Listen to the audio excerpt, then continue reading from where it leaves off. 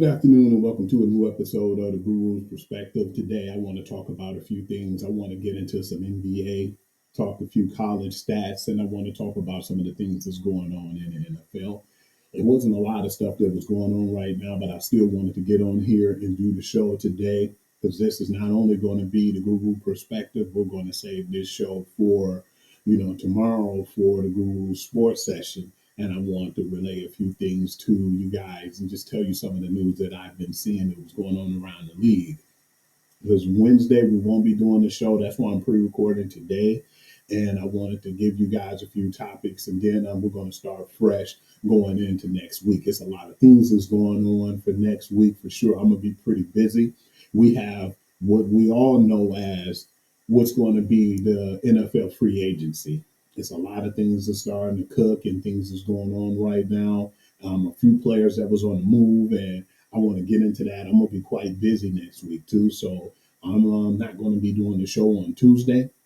I'm going to be gathering and getting all the information together from the players because it's official on the 20th or the 21st, if I'm not mistaken. The moves are on actually on the 12th that you could get as far as the official news that's going on around the league. And those will be definitely made official going into the new league year. I want to start off and I want to go into my NBA basketball news.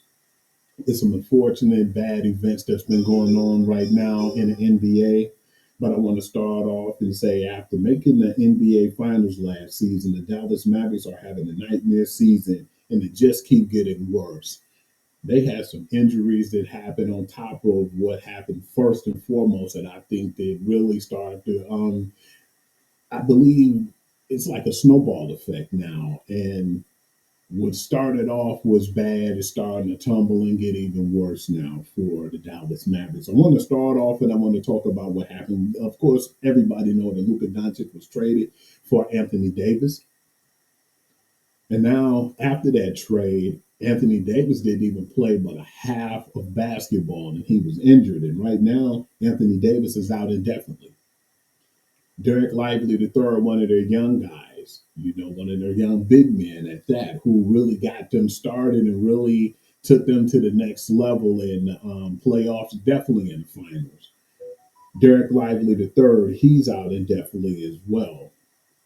Daniel Gafford is out indefinitely. So you have basically your top player and your leader on the team, the point guard. He leaves and he's traded to the Lakers. Anthony Davis in that trade that they got from the Lakers, he's out injured after playing a half of basketball. Derek Lively the third is out indefinitely. Your big man that you got in the draft. And then Daniel Gafford is out as well. And now the worst of all the news, Kyrie would have been at least a distributor to help out and facilitate everything that was going on the basketball court. Yesterday, he had quite a scare. I thought that it was just probably going to be a leg injury and he'll only be out for a couple of weeks and come back and be ready for the playoffs. But now today, the news has said that Kyrie Irving is out with a torn ACL, and that injury is a season-long injury. So he might not be back sometime till next year in 2025, maybe 2026, who knows? But yeah, by him having that torn ACL, he's going to be out for a while now. And it's unfortunate because we're starting to really shape off and get closer into who's going to be ranked. And we're getting into the March and the April of the seasons where the playoff rankings is going to start to take effect. So it's pretty sad because, I love Kyrie as a player. And I know people give him a bad name of what happened over with the Brooklyn Nets. But still, I feel like the things that he do off the court has been phenomenal for women's basketball, for sure, in the WNBA, and just in general. I don't think that really, they give him enough credit for that. But him being out, it really hurt them because now when you look at it, you had Luka and you had Kyrie. You get rid of one of them, you still have the other. And now he's out hurt for the season. I don't know what it's going to be for Dallas right now. I don't even see them making the play-in game. I believe that they'll be out now. It's a possibility that they might see some good things now. One of the guys in the draft, like Cooper Flag, might be available. Who knows? But we'll check and see what happened the rest of the season. The league-wide scoring average in the NBA this month is, and this was the month of November, was 114.9 points average per game. That would be the highest in the month of February since the 1969-1970 season, which was 118.9. The Chicago Bulls' Josh Giddey over the last three games, he had 75 plus points, 40 plus rebounds, 20 plus assists, 10 plus made threes, and 10 plus stocks, which, by the way, I call steals and blocks. No other players in the NBA history recorded all of those in the 3 game span. Unfortunately, Josh Giddey might not even be competing for a playoff spot this year. I don't really know where Chicago is, and I believe they'll still have a chance to be in the play in because the East on the bottom is kind of weak. I'm just glad the Detroit Pistons are starting to do better. I believe right now they're in the 6th seed trying to fight for the 4th seed. But right now, I still think the Chicago will have a chance. The Lakers, Luka Doncic over the last 2 games, he had 51 points, 25 rebounds, 19 assists, 7 steals, and 3 blocks. The last NBA player to reach all of those numbers over a 2 game span was Larry Bird from January the 11th to January the 13th for the 1982 season. So that speaks volumes of what Luka's been doing over there in LA. Unfortunately, Dallas is getting the bad end of it right now from the injuries. But when you look at LA, they were like maybe the 11th, 12th seed at the time before they ended up getting Luka, and now they're in the 2nd seed right now in the West. You can lose a game and you can easily go down to the 6th, 7th seed. It's so close over there. So much parity is going on in the West.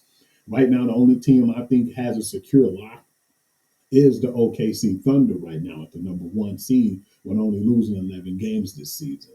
And then you have Denver right on the coattail, who's at the number 3 seed, who was the number 2 seed, who got taken over by the Lakers. Luka Doncic also had a triple double on all the 32 teams in the NBA, so that's pretty deep, including his former team, the Dallas Mavericks, and he just did that recently. The Lakers, Luka Doncic against the Dallas Mavericks on February the 25th, 2025, of course. He had 19 points, 15 rebounds, and he had 12 assists in that game. It was a closer game than what I thought. With all the guys being healthy, it looked like a pretty good contest. Unfortunately, Anthony Davis wasn't there. So with that game, even though the LA Lakers won, I still wanted to know how that game would have materialized with Anthony Davis playing. So until I see that, I can't even really give my take. But with all these guys being out now with your Gaffers and Lively's and Kyrie, and I don't really know if they'll be able to bounce back now. And if they do play LA again, I don't even see any difference. It might be more of a blowout now because that game was relatively close. I don't see them competing this year, unfortunately. I hope they can get in the playoff game and make a little noise, but with those type of injuries, I don't think there's no turning back. No other player in the NBA history had at least a dozen of each of his first game against his former team. So that lets you know just what it meant for him to be in Dallas. And now it's getting really bad over there too because the people wanted their refunds back on their tickets after Luka left, and now they're talking about increasing prices over there. So it's complete chaos. So let's see what happens over there in the Dallas Mavericks organization. LeBron James, Luka Doncic, Austin Reeves of the LA Lakers are the first teammate trio in the NBA history to combine for 75 plus points, 35 plus rebounds, 25 plus free throws made, and 15 plus assists. 5 plus made in a regulation game. 5 plus threes, that is. So that's what I'm saying. LA is starting to cook now while, the sizzle in Dallas is starting to go down, unfortunately. LeBron James is 1 point away from reaching 50,000 points in the NBA. LeBron James is the only NBA player in history to reach that mark. I'm looking at it too, and I still feel like he still have more room for improvement. If he was more of one of those me first type players, if he had that mellow in him or that dog where he always wanted to ball, He probably be at 60,000 right now as we speak. So that just speaks volumes on how well he is as a teammate, how he distributes, and how he's collectively one of the best players in the game right now. And I believe if he can reach that 60,000, getting close to the 70,000 mark, we're going to have a different conversation on who's your GOAT in the NBA, because I love what Jordan did in the league. He won 6 NBA titles and haven't lost any. LeBron have a few losses on his sleeve, but just what he's done for the game, I feel like he's doing such more of an impact of the game. And at the age of 40, to still be putting up MVP numbers, I think his numbers possibly in some categories are better than what he put up to when he was with Miami, when he was still like in his like early 30s in his prime. So him being 40 right now just lets you know what impact he has on the game. And it still looks like he's not slowing down. I want to get into the Dyson Daniels kid from the Atlanta Hawks too. That's one of the guys who I feel like he's one of the better guys when it comes to steals in the league, and I don't think people really give him credit. Dyson has the most games with 7+ steals. He has 3 games where he stole the ball 7 or more times. 6+ steals in 7 games. He had 5+ steals in 11 games, 4+ steals in 21 games, and 3+ steals in 31 games. That is incredible. And I think that he's only going to get better as the years go by. Cade Cunningham and Nikola Jokic are the only players this season with 1,200 points, 300 rebounds, and 450 assists. That just lets you know how well Cade Cunningham has been playing this year, and the Pistons have been beating on that drum as well. Durham has been playing really good as their center, and you have all these other young guys. You got Tim Hardaway Jr. coming over there putting his 2 cents in, and Beasley. I'm just really happy with Malik Beasley and all these guys who are over there right now, what they're doing. But then, you got to give credit to JB Bickerstaff too. He changed the culture over here, and I just hope that it only get better, because the teams in Detroit are starting to strive, and the Pistons are one of the teams I didn't expect much from, but I felt like they could at least win 30 games. Right now, they're at 35 games and 27 losses, and they're strong in the 6th seed, who's still knocking on the door, who's trying to get that 2nd seed. So I really want to see what they're going to do, because they went from a team who was going to pick high in the NBA draft to now they're not going to play in a playing game if they continue to play with the momentum they're playing with. So congratulations with JB Bickerstaff and the staff over there with the Detroit Pistons. It's well deserved, man. We've been doing bad for so long. It's finally time for us to get a come up. Detroit Pistons are on a winning streak of 8 straight games, including a 20-point blowout over the defending champion Boston Celtics. Yeah, they lost just recently to the Denver Nuggets, and the game was pretty competitive, but Denver pulled away, and we ended up winning the last few games as well. It was a really crazy blowout victory over the Utah Jazz. When I was questioning the Pistons this season, they got beat by the Utah Jazz, which is one of the worst teams in the league. They beat them close to 40 points last night, too. So that was a really good bounce back game for them. And it just shows where they're at right now. They got their heads on their shoulders and they're playing really good basketball. I'm definitely glad to see what JB Bickerstaff did. Like I said, Drew Casey and Monty Williams were both there. And, in the years they was there, we only won 31 games. And we have Bickerstaff there now, and it's not even really the rest of the season yet. It was at the halfway point where we already won and reached our 31-game win streak. I want to talk about some things with Steph Curry too, because I don't really think people understand and give that man credit where credit is due. He's one of the best, if not the best shooter I ever seen in my era. I'm talking about he's better than his dad. He's better than Glenn Rice. He's better than my man's Ray Allen. There's a lot of guys who are really good, sharp shooters out there. Chuck Person, he's the best. Reggie Miller, I can't leave out no names. Larry Bird, he's a better shooter than all these guys. The most threes in the season before Stephen Curry was Ray Allen with 269. He had 402. Most games with 10 threes.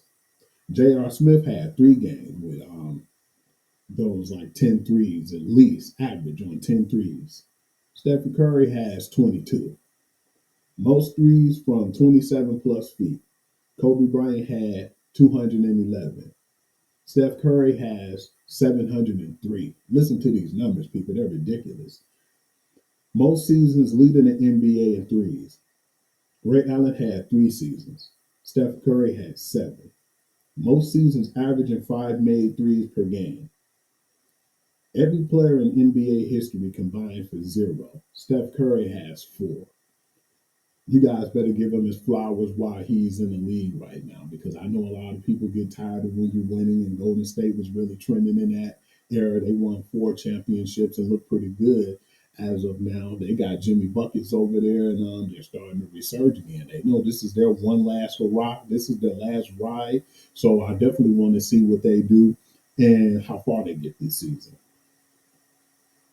12 years ago, on February the 27th, this is an important day, it seems like, for Stephen Curry in basketball, because he made history on this same day years apart. And this is ridiculous. Like I said, February 27th, 2013, Stephen Curry had 54 points, 11 3-pointers made on the road versus the New York Knicks. 9 years ago, the same day, Stephen Curry had 47 points, 12 made 3-pointers on the road versus OKC Thunder.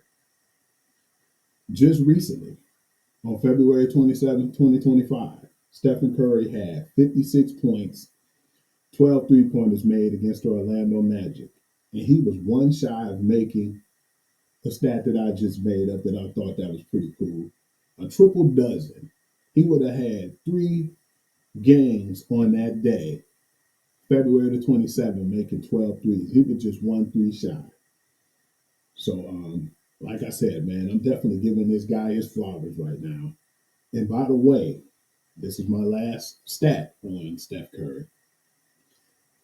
Stephen Curry's 12 3-pointers on the 27 total 357 feet, 29.8 per three. That is the longest average distance of a player made in threes in the game with 10 or more in NBA history. I want to get off and talk about now Tyrese Halliburton. On February the 28th, 2025, Tyrese Halliburton had 10 plus threes, 3 plus steals, and no more than 1 turnover in each of his last 3 games that he played. That's the longest such streak by an NBA player since Muggsy Bogues had 3 game streak in February of 1992. And the Pacers are one of those teams who's also surging when it comes to the NBA East. Of the Thunder, 146 points recently. 105 were either scored or assisted by Shai Gilgeous-Alexander or Jalen Williams. Neither of them committed a turnover. No other NBA teammate duo in the last 40 years has accounted for that many points in a game while having no turnovers. Now I want to start talking about some of my college stats too. We're about to get into a lot into college, so I haven't really talked too much about it. It's going to be some brief things that I talk about in some of the stats. You know what month this is. This is March. We're about to get ready for them to get their brackets together. And then I know too they're going to be doing some of their divisional round championship games and trying to clinch their divisions. So I won't really get too deep into it because I know March Madness around the corner, and I know we're all been waiting for it. I'm definitely excited. This is my favorite time of year in college hoops when it comes to men and women.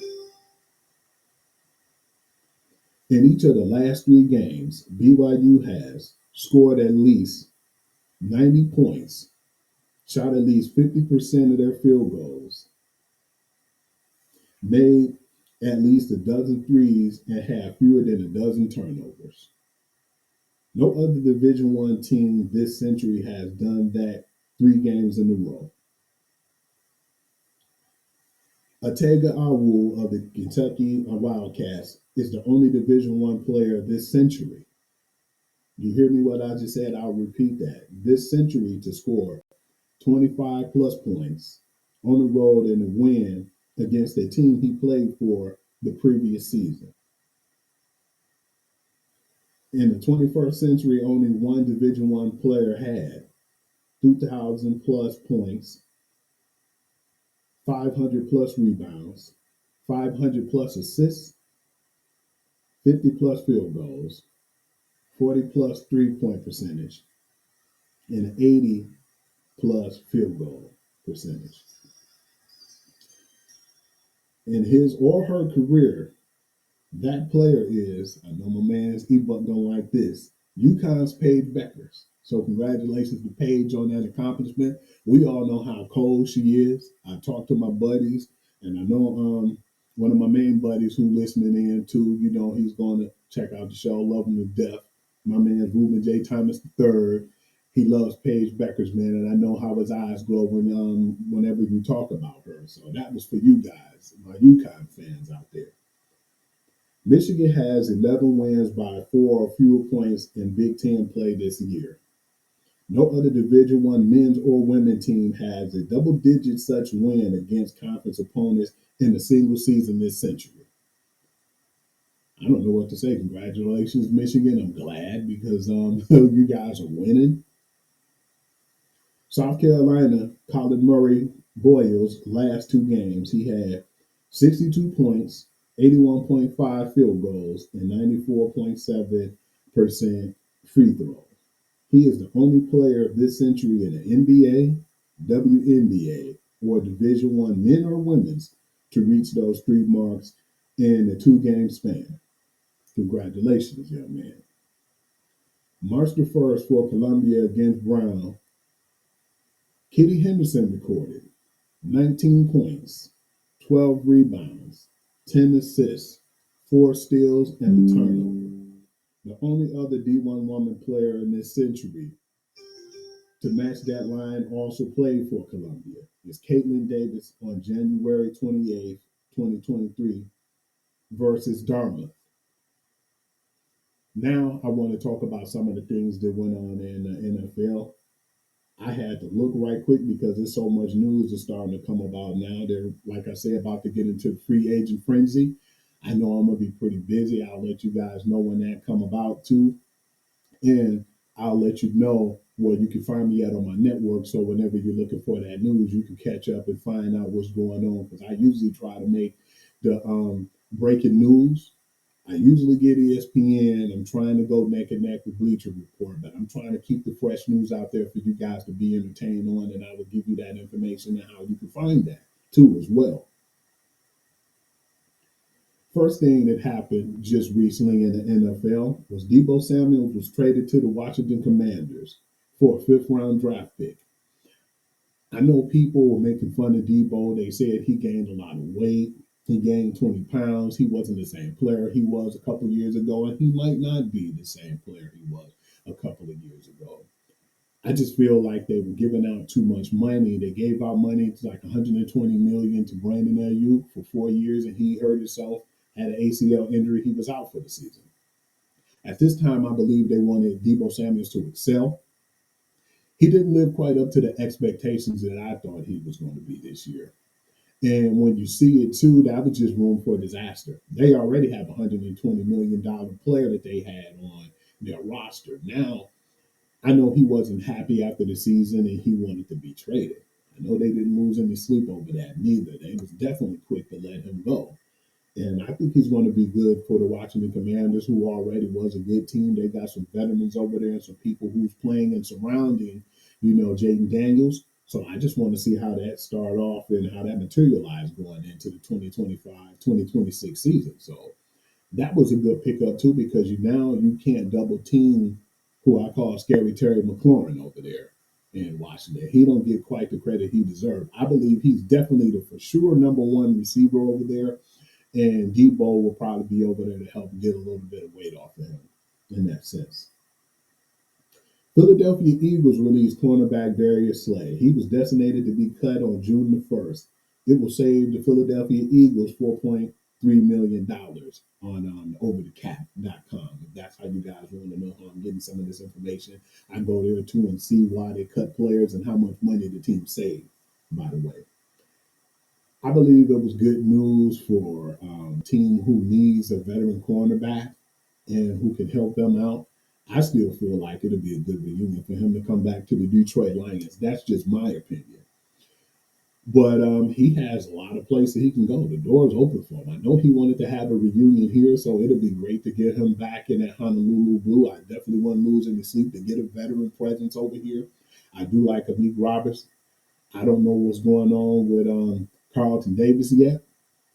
And I still feel like the young rookie guys that we had, Tyrion Arnold and Enos Rickestraw, that'll help them and that'll get them a veteran presence that they can learn from. But yeah, it was bad news for Philadelphia Eagle fans, but I still feel like you guys got your future right now with the Quentin Kidd and y'all have no Quinyon Mitchell. I'm sorry, Quinyon Mitchell, and then you guys have Cooper DeJean, who was phenomenal in the Super Bowl. So I believe you guys' future is still bright. And on the other hand, too, today the Philadelphia Eagles released veteran cornerback James Bradbury. He's also designated to be released on June the 1st designation. And that saved the Eagles $2.1 million as well in cap space, with 3.1 million in dead money over the year and 7.7 million in 2026. And that's the over the cap, where you can find that information if you ever want to know about the salary caps and why they're releasing some of these players to try to save them some money. Wide receiver from the Cincinnati Bengals, I was feeling like this was a spit in the face for T. Higgins. He got franchise tagged again for the second straight year. I'm not sure what they're going to do yet. They might just tag him and just say, hey, man, we'll give you that 26 million. I don't know if they're going to let him walk. I believe it possibly might be a sign and trade. It makes more sense to me because right now you still have Jamar Chase who's looking for a new deal, and he deserved it. He was number one in every category last season with the Cincinnati Bengals. Even though they didn't get in the playoffs, they need to start off faster than what they have been doing in the previous seasons. But besides that, I still feel like T. Higgins is one of the weapons that I believe they should keep over there. Hell, if it was up to me, and I know Joe Burrow feels the same way, I would definitely keep T. Higgins and try to keep Jamar Chase and then try to keep Trey Hendrickson. But I don't know if that's going to happen. It's either T. Higgins going to get traded. I believe Jamar Chase possibly might get his deal. And if they don't get like a friendly discount from Trey Hendrickson, there's a possibility he might be shipped off as well. And with that being said, that franchise tag cost them $26.2 million right now to keep T. Higgins. Kansas City Chiefs tagged Trey Smith too, one of their tackles. And right now, that salary cap hit for them for franchising him is $23.4 million. Dallas Cowboys at the time franchised Asa Igazizuma, but that changed just recently, and I'll get into that. According to Adam Schefter, the Eagles are signing running back Saquon Barkley to a 2-year deal, and it's worth $41.2 million. And that's a contract extension basically to award him for all the good work that he put in and definitely for being a Super Bowl champ this season. Schefter said the deal makes Barkley the highest paid back in the NFL history in terms of average annual value, pushes his salary above 20 million a year. Beyond that, another 15 million is available for Barkley and 36 million of new total money and guaranteed at signing. So congratulations to Saquon Barkley. That just gives me hope because I love the running back position. And 2 years ago, people was looking at it like it was dead. I'm glad that Bijan Robinson got drafted early in the rounds in that draft too, and we end up getting Jahmyr Gibbs. They're two explosive quality backs, and to just let you know that running back play is still alive and it should be respected from teams. So if you see a running back that you feel like you should grab in the first round, do it because I definitely feel like it's well worth it now. And you see the noise and the impact that these players are making. And congratulations for Saquon to get that opportunity. Unfortunately for New York, but hey, one man's trash is another team's treasure. And now he's a Super Bowl champ, so you got to put some respect on that. The Cowboys and defensive tackle Asa Adigwazula reached an agreement today for 4 year, $80 million deal that includes 58 million guaranteed and 20 million at the signing bonus. Adigwa Zuma agent Sam Leaf negotiated and confirmed the deal. On the other hand, with the Jets right now, we're still trying to figure out what's going to happen with Aaron Rodgers because, of course, I know I talked to you guys about this recently. He will not be back with that team. So, moving on, he's trying to find him a new home. On the other hand, wide receiver Devontae Adams is on the move again after half the season with the New York Jets. The Jets released Adams ahead of the start of free agency, according to NFL Network Ian Rappaport.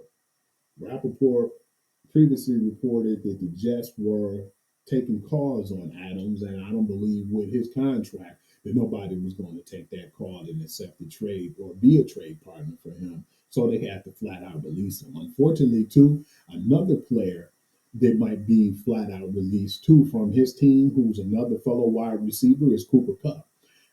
His contract is a lot of money right now too. It sucks because I think the blessing in disguise was they ended up drafting a Puka Nakua, and then an injury happened.